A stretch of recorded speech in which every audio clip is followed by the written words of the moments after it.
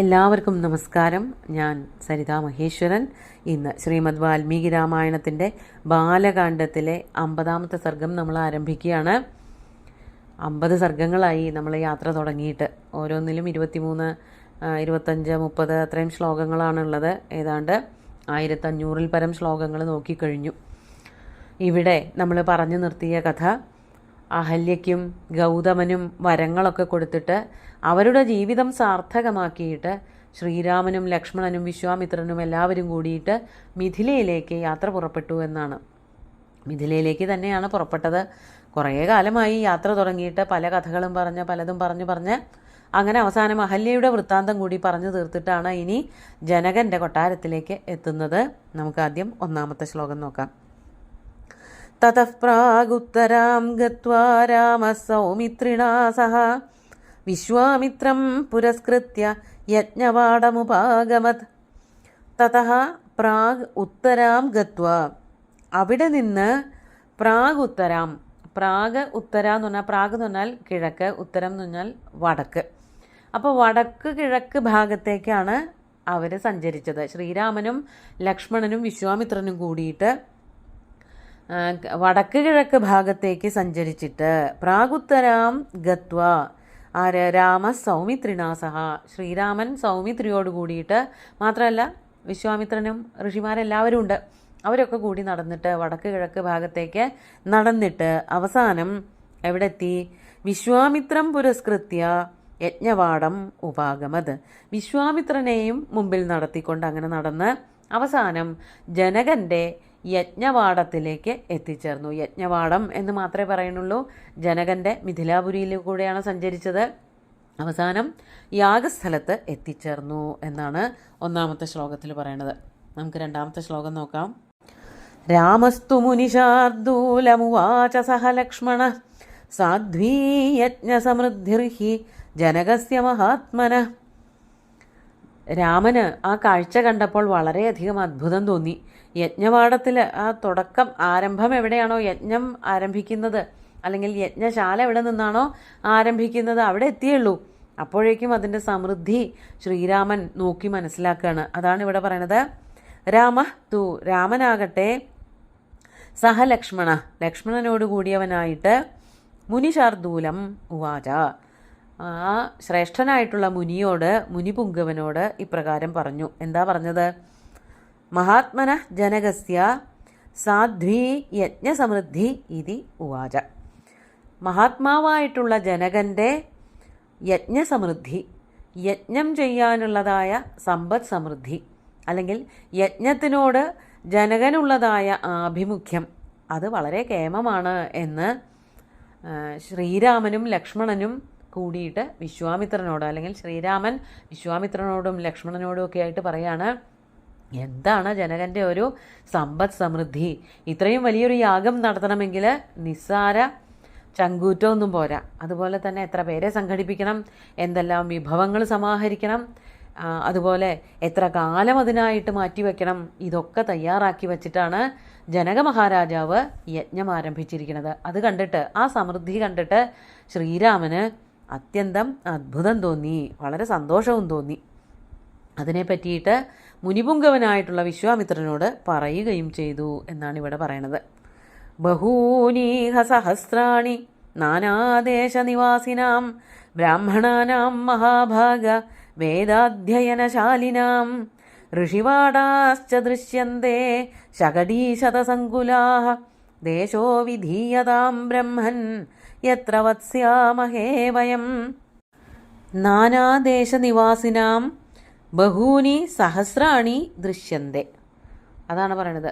ആയിരക്കണക്കിന് വിവിധ ദേശങ്ങളിൽ താമസിക്കുന്നവരായിട്ടുള്ള ജനങ്ങൾ, 1ഉം 2ഉം പേരും ഒന്നല്ല, ബഹൂനി സഹസ്രാണി, ഒരുപാട് പേര് അനവധി സ്ഥലങ്ങളിൽ നിന്ന് വന്നിട്ടുണ്ട്. ആയിരക്കണക്കിന് ജനങ്ങൾ അവിടെ കൂടിച്ചേർന്ന് വസിക്കുന്നതായിട്ടാണ് കാണാൻ പറ്റണത്.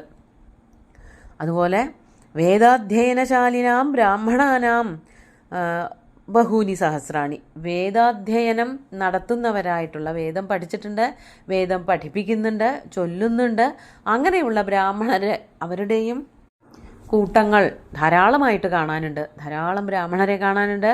ബ്രാഹ്മണരല്ലാത്ത സാധാരണക്കാരായിട്ടുള്ള ആൾക്കാരും ഒരുപാട് പേരുണ്ട്. അതോടൊപ്പം ഋഷിവാടാശ്ച ദൃശ്യന്തേ, ഋഷിവാടങ്ങൾ, അതായത് പർണാശ്രമങ്ങൾ ധാരാളം ആ ഒരു യാഗത്തിന് വേണ്ടിയിട്ട് ഉണ്ടാക്കിയിട്ടുണ്ട്. ഋഷിമാർക്ക് താമസിക്കാൻ വേണ്ടിയിട്ട് ധാരാളം ഋഷിവാടങ്ങൾ ഉണ്ടാക്കിയിട്ടുണ്ട്. ശകടീശത സങ്കുലാഹ, നൂറുകണക്കിന് ശകടങ്ങൾ, രഥങ്ങളാവാം, കാളവണ്ടികളാകാം, കഴുതകൾ വലിക്കുന്ന വണ്ടികളാകാം, അങ്ങനെ പലതരത്തിലുള്ള വണ്ടികളുണ്ട്. അങ്ങനെയുള്ള ധാരാളം വണ്ടികളും അവിടെ നിർത്തിയിട്ടതായിട്ട് കാണുന്നു. ഇത്രയും ജനങ്ങൾക്കിടയിൽ നമ്മൾ എവിടെ താമസിക്കുക? ഇതൊക്കെയാണ് ശ്രീരാമൻ്റെ ചോദ്യം. എന്നിട്ട് വിശ്വാമിത്രനോട് പറയാണ്, ബ്രഹ്മൻ, അല്ലയോ ബ്രഹ്മർഷേ വിശ്വാമിത്ര, യത്ര വയം വത്സ്യാമഹേ ദേശഃ വിധീയതാം. ഇവരുടെ ഇടയിൽ നമ്മൾ എവിടെയാണ് താമസിക്കേണ്ടത്? അതായത് കുറേ ഋഷിവാടങ്ങളുണ്ട്, കുറേ പ്രദേശങ്ങളുണ്ട്, അതിലെവിടെയാണ് നമുക്ക് താമസിക്കാൻ പറ്റുക എന്നുള്ളതൊന്ന് തീർച്ചയാക്കൂ, ഒന്ന് തീരുമാനിക്കൂ എന്ന് വിശ്വാമിത്രനോട് ശ്രീരാമൻ ആവശ്യപ്പെടുകയാണ്. യത്ര വയം വത്സ്യാമഹേ ദേശഃ വിധീയതാം. നമുക്ക് എവിടെയാണ് ഇതിൻ്റെ ഇടയിൽ താമസിക്കാൻ പറ്റുക എന്നുള്ള ആ പ്രദേശം ഒന്ന് തീരുമാനിക്കാൻ പറയാണ്. അങ്ങനെ വിശ്വാമിത്രൻ എന്ത് ചെയ്തു? 5-ാമത്തെ ശ്ലോകം നോക്കാം.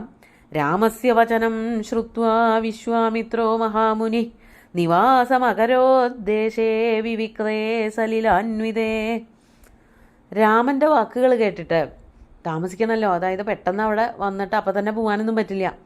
ആ യാഗത്തിൽ പങ്കുകൊള്ളാൻ വേണ്ടിയിട്ടാണല്ലോ വന്നിരിക്കുന്നത്. ധനുർയാഗമാണ് അവിടെ, അതിനുള്ള പുറപ്പാടാണ്. അപ്പോൾ പെട്ടെന്ന് തന്നെ വന്ന് ഓടിപ്പോവാൻ പറ്റാത്തത് കൊണ്ട് അവിടെ എവിടെയെങ്കിലും കാര്യമായിട്ട് താമസിക്കാനുള്ളൊരു പ്രദേശം കണ്ടുപിടിക്കണം. അങ്ങനെ വിശ്വാമിത്രൻ എന്ത് ചെയ്തു? രാമസ്യ വചനം ശ്രുത്വ, രാമൻ്റെ വാക്കുകൾ കേട്ടിട്ട് മഹാമുനിയായിട്ടുള്ള വിശ്വാമിത്രൻ വിവിക്തേ സലിലാന്വിതേ ദേശേ നിവാസം അകരോത്. അത്രയ്ക്ക് അങ്ങോട്ട് തിരക്കില്ലാത്തൊരു ഭാഗം, വിവിക്തം എന്ന് പറഞ്ഞാൽ കുറച്ച് തിരക്ക് കുറഞ്ഞത്, ആൾക്കാർ കുറവുള്ളതായ ഒറ്റപ്പെട്ട ഒരു പ്രദേശം, അതുപോലെ തന്നെ നല്ല വെള്ളം ലഭിക്കുന്നതായിട്ടുള്ളൊരു പ്രദേശം.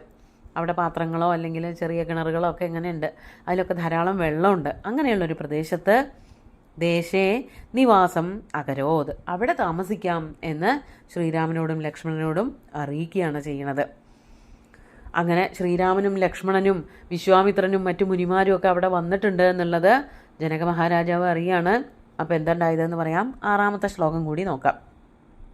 വിശ്വാമിത്രമനുപ്രാപ്തം ശ്രുത്വാ നൃപവരസ്തദാ ശതാനന്ദം പുരസ്കൃത്യ പുരോഹിതമനിന്ദിത പ്രത്യുജ്ജഗാമ സഹസാ വിനയേന സമന്വിത. വിശ്വാമിത്രമനുപ്രാപ്തം ശ്രുത്വാ നൃപവര തഥാ, അപ്പോൾ വിശ്വാമിത്ര മഹർഷി തങ്ങളുടെ കൊട്ടാരത്തിലേക്ക് അല്ലെങ്കിൽ യജ്ഞവാടത്തിലേക്ക് എഴുന്നള്ളിയിട്ടുണ്ട് എന്ന് മനസ്സിലാക്കിയവനായ ആ നൃപവരൻ ജനക മഹാരാജാവ്. അതുകൊണ്ട് തന്നെയാണ് നൃപവരൻ എന്ന് പറയുന്നത്, വിനയാന്വിതനാണ്. അതുപോലെ അനിന്ദിത, ഈ ശ്ലോകത്തിലെ അവസാനത്തെ വാക്കാണത്. അനിന്ദിത എന്ന് പറഞ്ഞാൽ ഈ ഒരു വരിയിലെ 2-ാമത്തെ വരിയിലെ അവസാനത്തെ വാക്ക്, ആരും നിന്ദിക്കില്ല. ജനക മഹാരാജാവിനെ ആരും നിന്ദിക്കാറില്ല. നിന്ദിക്കാൻ തക്കവണ്ണം ഒരു ദോഷങ്ങളും ഇല്ലാത്ത ആളാണ്. അനിന്ദിത നൃപവര, ആരാലും നിന്ദിക്കപ്പെടാത്ത, എല്ലാവരാലും ബഹുമാനിക്കത്തക്കവണ്ണം അത്രയ്ക്ക് ഗുണഗണങ്ങളോട് കൂടിയവനായ ആ നൃപവരൻ എന്തു ചെയ്തു?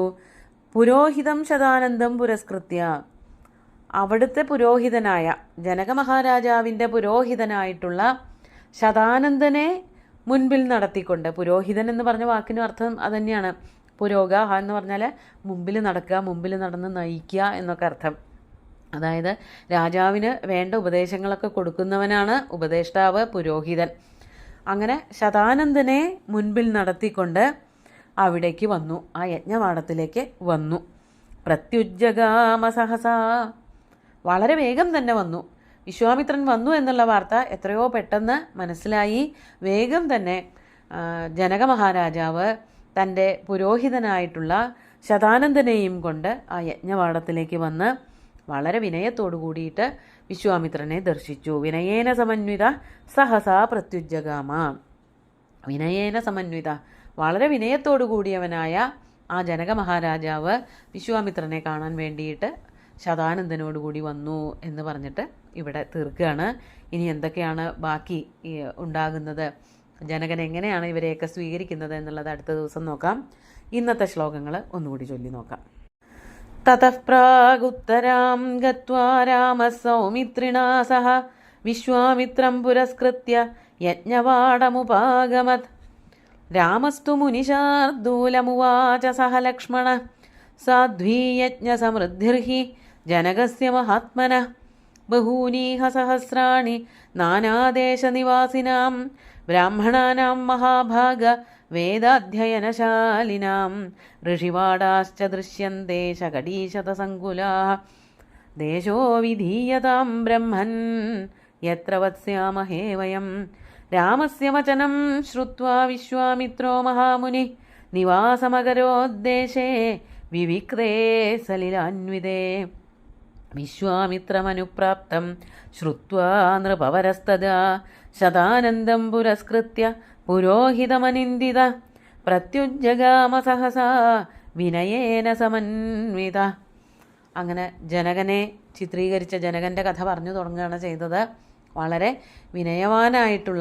വിനയാന്വിതനായിട്ടുള്ള ജനക മഹാരാജാവ് ഇവിടേക്ക് വന്നു. ഒരു രാജാവ് എന്നുള്ള നിലയ്ക്ക് ഒരു മഹർഷിയെ കാണാനൊന്നും യജ്ഞവാടത്തിലേക്ക് പോകേണ്ട കാര്യമൊന്നുമില്ല. അവരെ വേണമെങ്കിൽ അങ്ങോട്ട് വിളിപ്പിച്ചാലും മതി. പക്ഷേ വിനയാന്വിതനാണ് എന്നുള്ളതിൻ്റെ മറ്റൊരു തെളിവാണത്, പ്രത്യക്ഷമായിട്ടുള്ള തെളിവ്. ബാക്കി വരുന്ന ഭാഗങ്ങൾ അടുത്ത ദിവസം നോക്കാം. സുന്ദരമായിട്ടുള്ള ശ്ലോകങ്ങൾ ഭഗവാൻ ശ്രീരാമചന്ദ്രൻ്റെ കാൽക്കൽ അർപ്പിച്ചുകൊണ്ട് ഗുരുവായൂരപ്പനെ സാഷ്ടാംഗം നമസ്കരിച്ചുകൊണ്ട് എല്ലാവർക്കും ശുഭദിനം നേർന്നു നിർത്തട്ടെ. നന്ദി.